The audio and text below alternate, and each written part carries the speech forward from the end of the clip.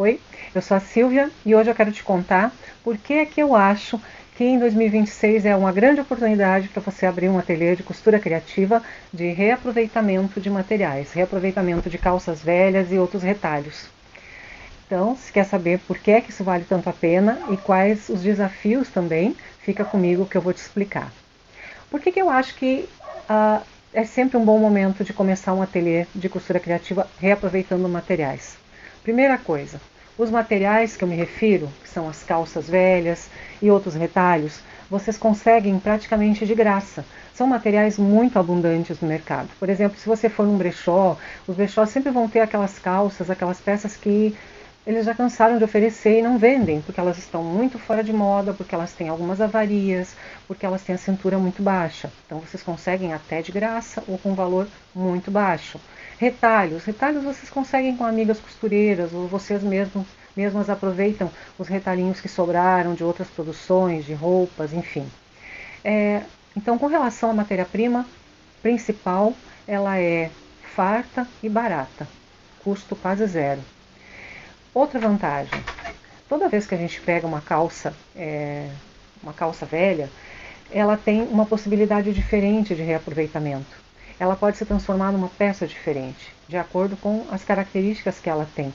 Então, a costura criativa, utilizando jeans velhos, ela amplia muito as suas possibilidades criativas. Você não precisa seguir tantos padrões de medida, de formato. Cada peça vai ser diferente, de acordo com as características que a sua matéria-prima tem. Então, isso é muito legal. Tá? Então, considerando a abundância de material, a facilidade de conseguir e o preço, o custo do material, é uma das áreas da costura criativa que mais pode te dar lucro. Tá? Só que ela tem alguns desafios.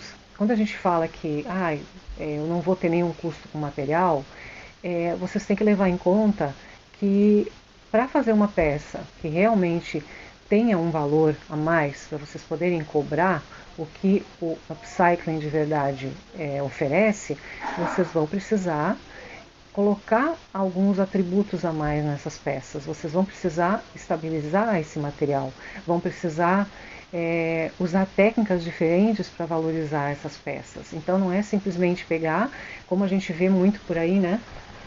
Pega uma calça, corta a parte de cima aqui, né? Costura embaixo e põe uma alça. Pronto, é uma bolsa, né, para carregar por aí. Quanto vocês acham que vão conseguir cobrar por uma bolsa dessas? Quase nada, porque ela não tem nenhum valor agregado.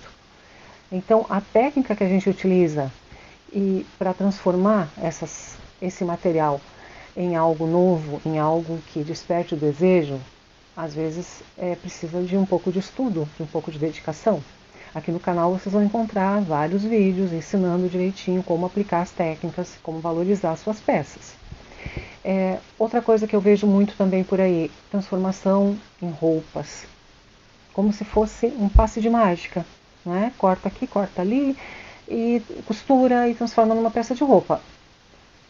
Sinceramente, você usaria uma peça assim?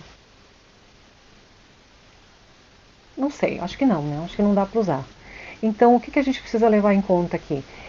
É preciso acrescentar alguns materiais para que essas peças, esses retalhos, tenham um valor a mais, né? Isso é muito importante.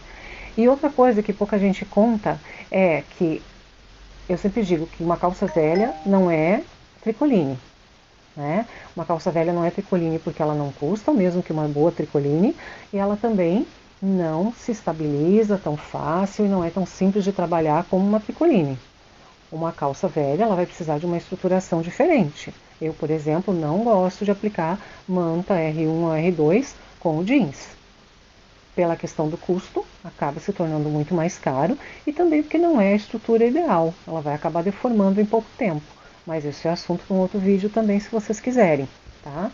Então, os desafios são, principalmente, como deixar esse material próprio para o uso, para a gente transformar em peças que realmente despertem desejo, sem gastar muito, sem colocar um custo muito maior ainda nelas.